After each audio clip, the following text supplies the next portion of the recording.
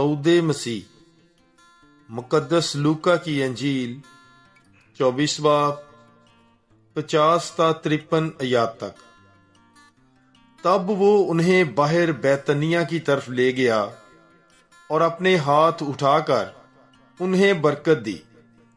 और ऐसा हुआ कि जब वो उन्हें बरकत दे रहा था तो उनसे जुदा हो गया और आसमान पर उठाया गया, और वो उसे सजदा करके बड़ी खुशी से यरूशलेम को वापस चले गए और बिला नागा हैकल में खुदा की हम्द करते रहे।